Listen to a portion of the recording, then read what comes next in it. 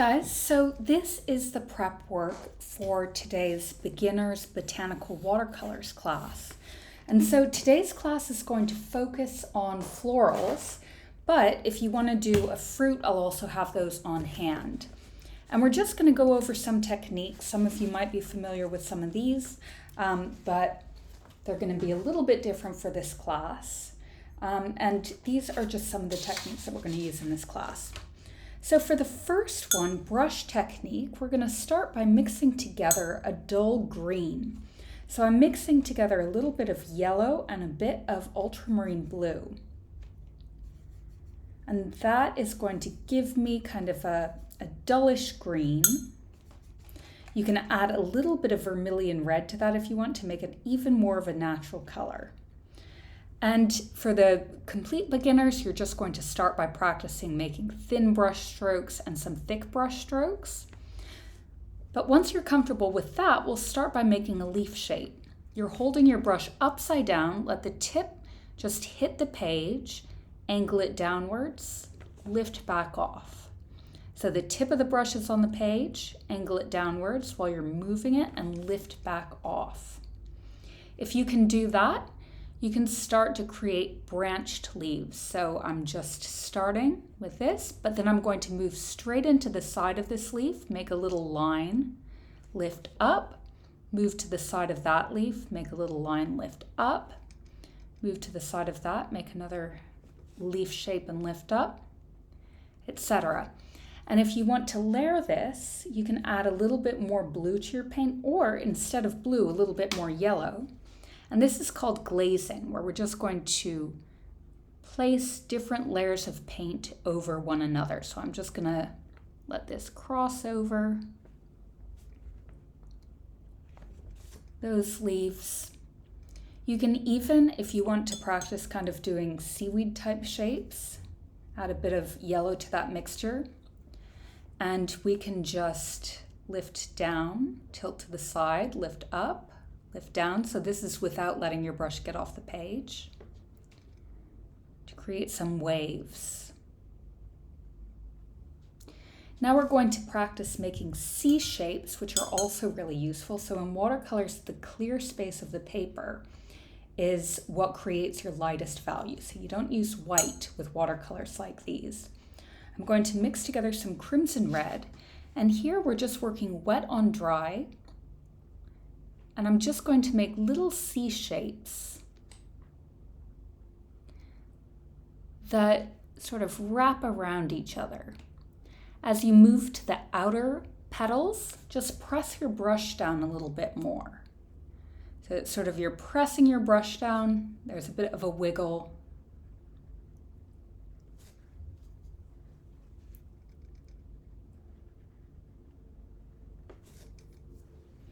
And now we're going to try that again, but this time wet on wet. So just wet down with clear water an area of your page. I'm going to mix together a little bit more crimson and notice the difference in effect. So paint starts to just kind of bleed a little bit more.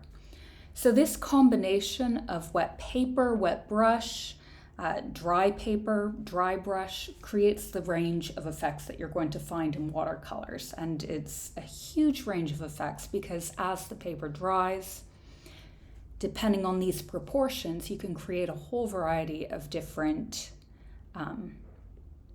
shapes. So moving on to lifting out. So this is when we're going to use our brush to lift out some of the paint to make it lighter. So we're going to put a layer down and then lift part of that layer up. For this, I'm going to make kind of a desaturated pink by taking, again, for this, I'll take a little bit of the vermilion actually, just to test that out, and add a little bit of the ultramarine blue, which is going to create kind of like a dull pinkish color. And I'm just going to dilute that a bit. And I'm going to have a paper towel in my hand. So to start with, I'm just going to create the shape of one petal.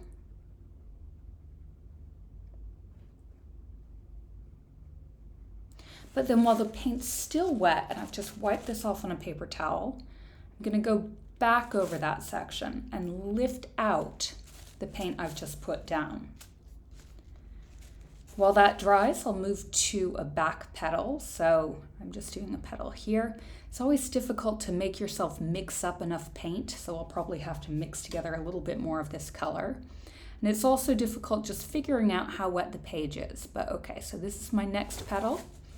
And again, I'm going to come in with a dry brush and lift out more of this paint. So just mixing up a little bit more of this color, adding a bit of ultramarine blue to it, a little bit more red, some variation creates nice effects. I'm going to do the same thing, so create this petal.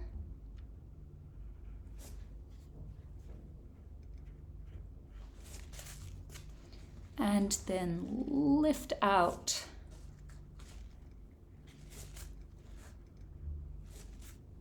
the area that's kind of crossing over.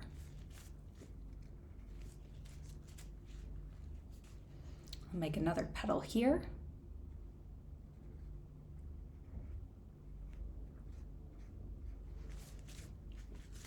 And again, just lifting out. And you'll see that as it crosses over other layers, it's fairly transparent.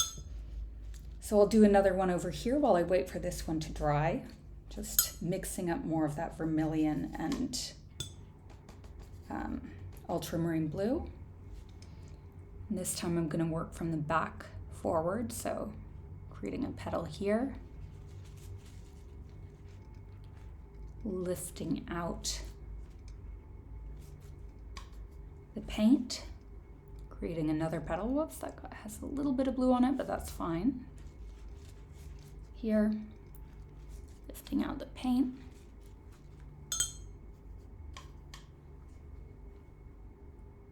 I'll have this just cross over this other flower here, placing this down.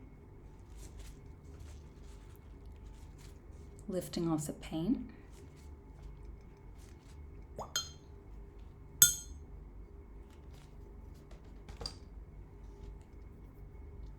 And a final petal.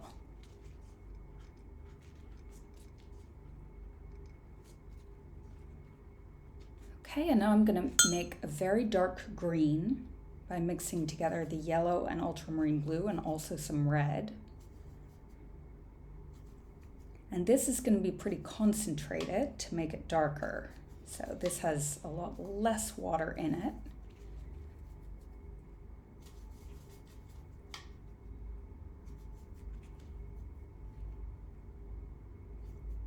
I find that contrasts look really good in watercolors. So contrast between very light values and very dark values. Watercolors get very expensive very quickly if you don't dilute your paints enough. But having a few areas where you just add a really dark touch of color can create a great sense of contrast. So there we've got our two little flowers. And just another note on this, and we're going to be using glazing techniques. Once this dries, you can just keep layering color over the areas that have dried. So you'll see this isn't totally dry yet, so I'm kind of still seeing the paint bleeding to the sides, but the longer the paint dries, the sharper these little lines will become. So you can just kind of keep going in, keep making details by layering and building up the paint in what are known as glazes. So this is just glazing the paint.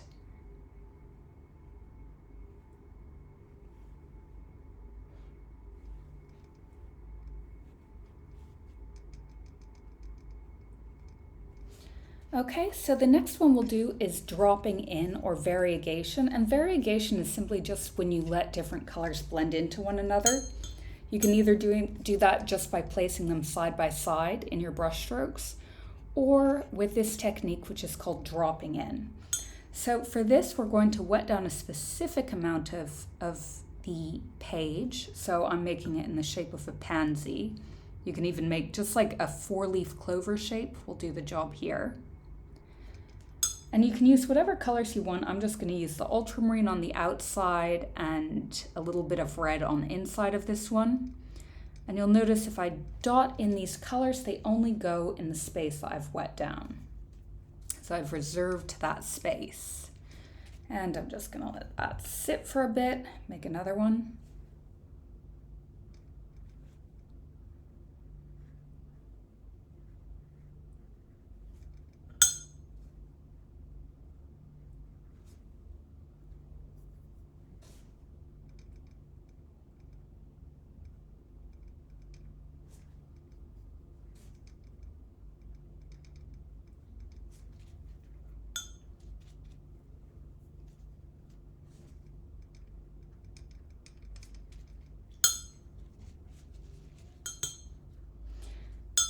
And let's just try the variegation, mixing colors into each other. So we'll just wet down a little bit of the paper. Mix up a little bit of red and a bit of yellow ochre.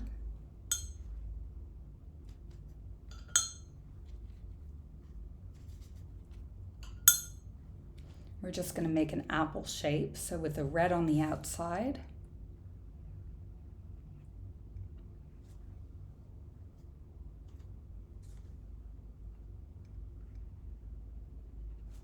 And then the yellow ochre on the inside, but we want to leave a highlight.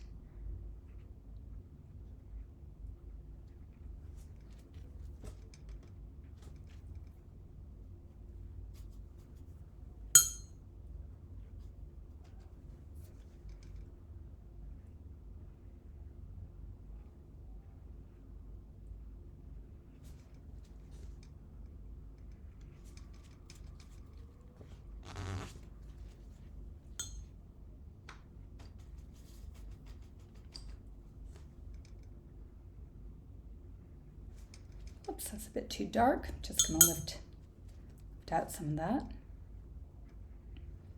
I guess this is more like a peach than an apple, so I'll just turn it into a peach. Okay, I'm just going to leave that to dry. And then last, let's move into the graduated wash. And for this, let's mix up some ultramarine. And a graduated wash is basically where you add water, clear water, to the sides of the paint that you've placed down to make a gradient. So I'm just applying clear water to the side of this petal that I've made to create a gradient effect. So let me make another petal.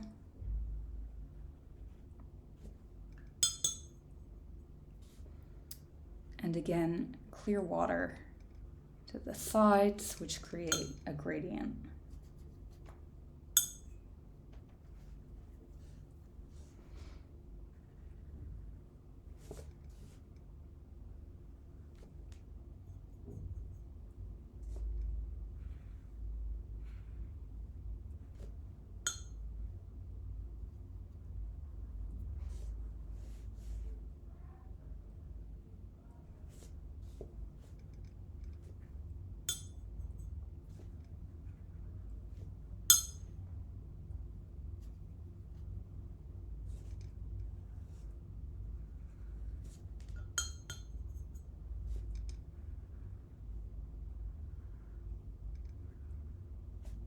And finally, we come to the wax resist, which is useful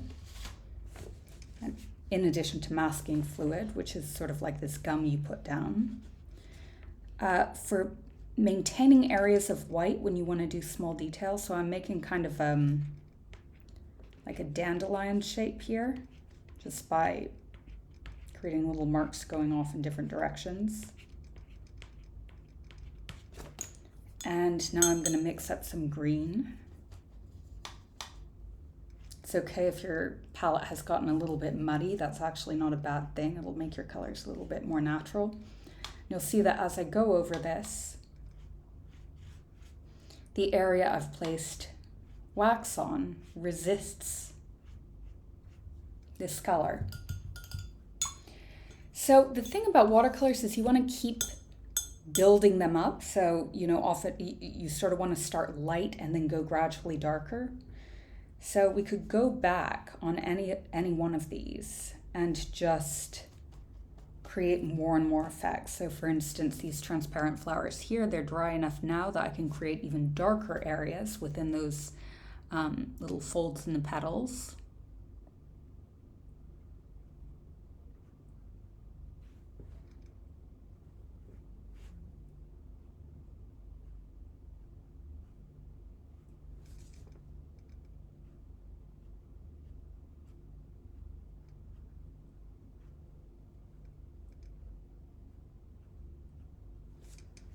I could also add more effects to these flowers here, maybe choose a different blue.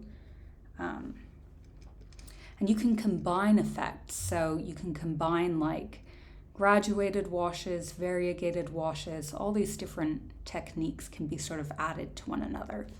But it's this idea where you start with things kind of out of focus and then things get more and more into focus as the paint dries because it stops kind of bleeding around quite as much. We can add some depth to one of these rosettes up here just by applying a little bit more paint at the base of some of these marks.